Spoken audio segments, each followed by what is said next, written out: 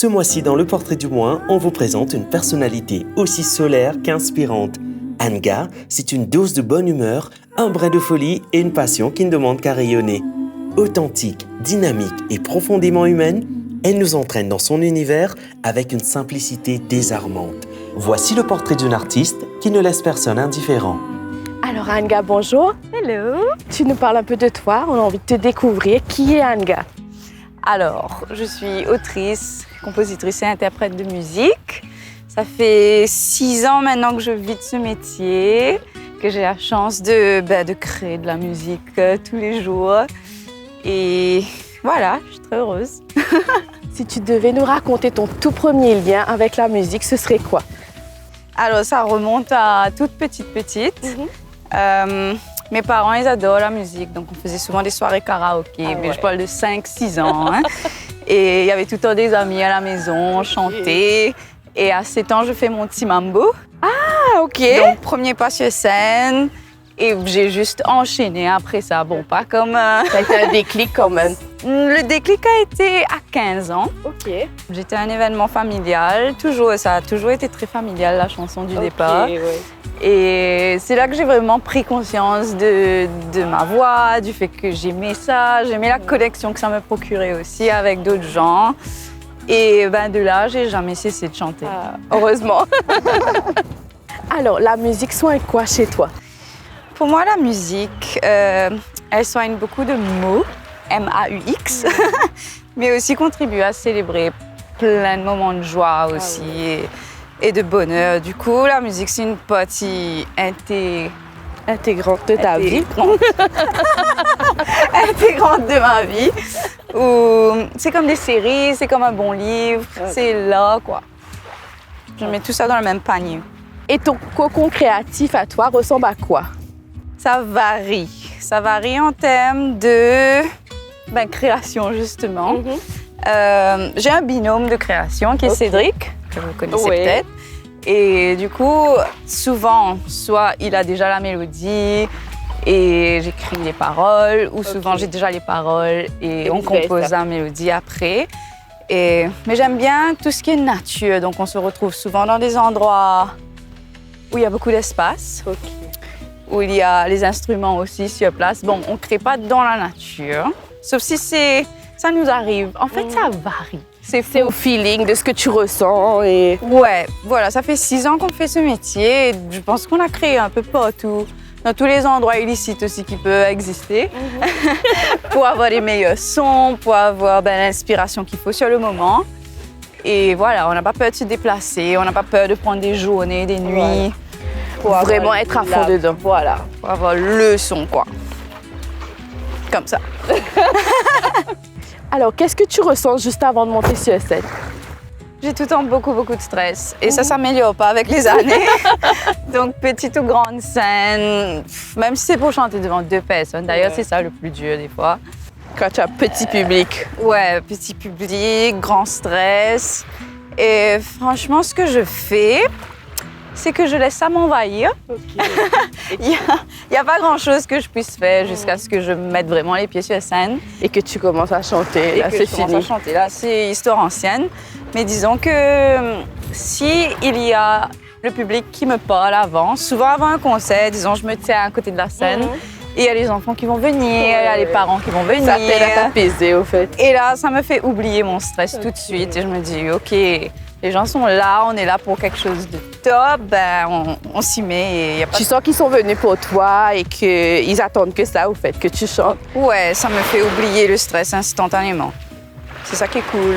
Super. Un souvenir de la fête de la musique qui t'a marqué, ce serait quoi? Alors là, ce qui me vient à l'esprit tout de suite, c'était un concert qu'on avait organisé au Codan, Waterfront, avec les Anonymes. Ah ouais. Et c'était incroyable. Il y avait, je pense que c'était un peu après Covid. Du coup, tout le monde recommençait à sortir. Tout le monde était là avec leur drapeau. On faisait des reprises, on faisait nos propres chansons.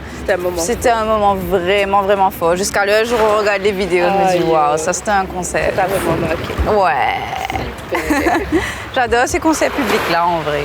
Y a-t-il une voix ou un artiste qui t'a façonné? Oui, on a plein. Et majoritairement des noms que je n'ai jamais retenus. Hein. Ok. Des voix qui viennent comme ça, mais vraiment l'artiste qui reste. Et je répète, c'est Chris Martin de Coldplay. Donc du coup, sa voix et sa façon d'écrire, ses compositions, franchement, c'est trop inspirant pour moi. Et il y a aussi Robbie Williams que j'adore. J'ai grandi en écoutant ces artistes britanniques-là, en vrai. Et ben, ça reste, en fait. Il n'y a personne qui vient vraiment les shake. Il n'y en a plus. Ouais. Il y a Sam Fender aussi, qui est britannique et qui est hyper top. J'ai un petit faible pour les Anglais, je crois. Donc voilà, en gros. Ok, super. Mais que les hommes, hein? Ah. Je demande pas pourquoi. Ben, je sais pas, je choisis pas. Si tu aurais une chanson à offrir à quelqu'un qui ne te connaît pas, ce serait laquelle? Ce serait sans doute une chanson du deuxième album qui n'est pas encore sorti. Suspense. Mais je peux donner un petit aperçu avec mon dernier single, Lordilo, Ouais. qui est pour moi la chanson qui lance cette toute nouvelle ère en fait. Le deuxième album est très très différent du premier, dans le sens qu'il est beaucoup plus mature, dans beaucoup de sens. Ok. Et ouais, disons j'apaiserai les esprits avec Lordilo d'abord. Okay. Alors je sais que c'est weird de dire ça, mais j'adore ces paroles. Pas du tout. Vas-y. Parce que Lordilo, c'est vraiment un sentiment. Hein. Vous voyez là, on est à la mer, c'est apaisant quoi. Et moi, c'est le petit bout qui dit quand pas connaît qui peut penser, pas connaît qui peut faire, on trouve la paix, Lordilo. J'adore faire les gens chanter ça lors des concerts. Et même s'ils n'ont jamais entendu la chanson avant, c'est tellement simple de mémoriser. Et il y a qui est doux, qui est mauvais, qui soleil, qui cyclone, me trouve la paix, Lordilo. Pour moi, c'est tellement une hymne, quoi. Magnifique, tout est dit. Et demain, Anga rêve de quoi? Tellement de choses, tellement de rêves et tellement de projets en action aussi. Donc cette année-ci déjà, je sais qu'on a l'album, qu'on a bossé très dur pour terminer. Gros boulot.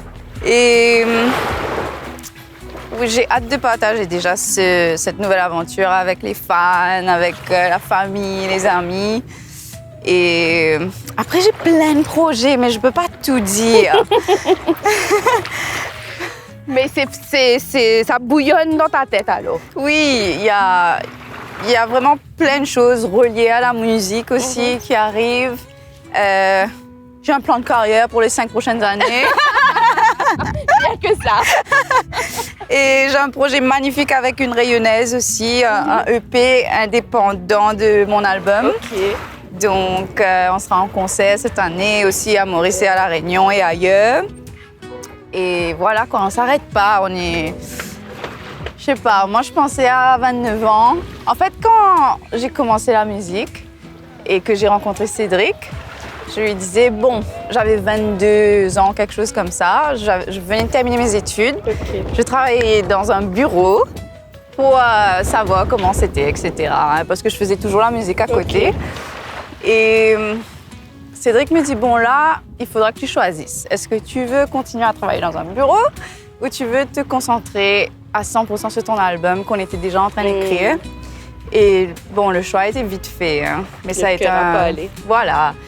C'était vite fait, mais ça a été un sacrifice sur plein de plans, mais un beau sacrifice. Tu sais, quand tu fais ce que tu aimes, you move with purpose, c'est tout le temps gratifiant. Hein? Alors, choisir la musique, en fait, a été un choix facile, un choix simple, une évidence, qui est venu avec plein de sacrifices, bien sûr, mais des sacrifices voulus et qui ont été gratifiants à la fin parce que j'ai vécu tous mes plus beaux rêves grâce à la musique. J'ai rencontré toutes les personnes, la majorité des personnes que je voulais rencontrer, même des superstars grâce à la musique. Et je me suis toujours retrouvée dans où je devais être en fait, where I belong. Et voilà. C'est vraiment ça te façonne en tout, quoi. Voilà, ça make sense en fait. Quand j'ai commencé professionnellement à 22 ans, comme ça avec Cédric, je lui disais, et il me disait aussi, il faut que tu profites de la vague maintenant, parce qu'après, quand tu auras 28, 29, ben, tu voudras peut-être plus faire ça et ce sera différent, tu feras de la musique différemment. Et c'est vrai, mais moi dans ma tête, je me disais 28, 29, j'arrête moi. Je serai mariée, j'aurai des enfants. J'ai 29 ans, je suis libre comme l'air. Et c'est pas plus mal non plus, c'est oui, un choix. non, en vrai, il y a rien qui me fait. En fait, il y a ce mot, la plénitude. Ouais. Et c'est ce qui me complète en fait, c'est ce qui me remplit. Et voilà, trop heureuse de vivre ça au quotidien. Bah oui, c'est vrai, vivre de son rêve au fait. Oui, vivre de son rêve et surtout rester vrai envers soi-même. Et on n'est pas rigide, on n'est pas dans une boîte et on se dit on fait la musique, on fait que ça. Il y a plein de choses autour qui arrivent et qui se passent. On suit juste le sentiment. Un mot pour quelqu'un qui t'écoute en silence, en secret ou en boucle, ce serait quoi? Ben déjà, ça fait plaisir de réaliser qu'il y a des gens qui m'écoutent en secret. En silence aussi, j'aime bien. Et ben, un mot, c'est merci. Hein?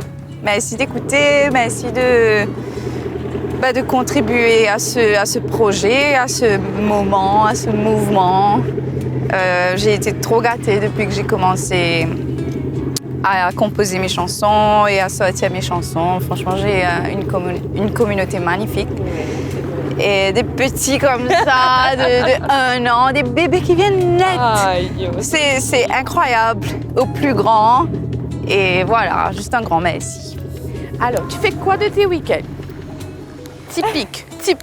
Un week-end typique, un week-end... Bon, pour être franche, souvent je suis chez mes parents les week-ends. Je rattrape tous les manger la graisse que j'ai pas mangé pendant la semaine. Ok. Et là, mes parents me gâtent vraiment. Qu'est-ce que tu veux manger, ma chérie? Oh là là, la petite princesse qui vient. Ouais, j'adore passer du temps avec mes parents. Et ben, on regarde des films, on mange, on regarde des films. Des fois, on sort, on fait des petits road trips. Mais pour moi, c'est un week-end réussi. Ah, wow, super. J'ai la flemme de faire autre chose, en vrai. C'est un moment où tu te poses aussi. Et quand on arrive vendredi soir et que je finis de travailler, je sais que là, j'ai plus rien à faire. Voilà. Mes parents s'occupent de moi. Bon, pas tout le temps. Et un menu que Anga adore manger, ce serait quoi? Un menu spécial. Bon, ça reste rougail saucisse avec bread tout fait en fait. Ah ouais? Ouais, du riz, bread tout fait, rougail saucisse avec boucané. Piment, non?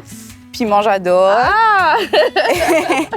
Mais en vrai, tout ce que ma maman fait. Du moment que c'est pas bon, c'est bon. La musique à l'honneur sur Familia Mag.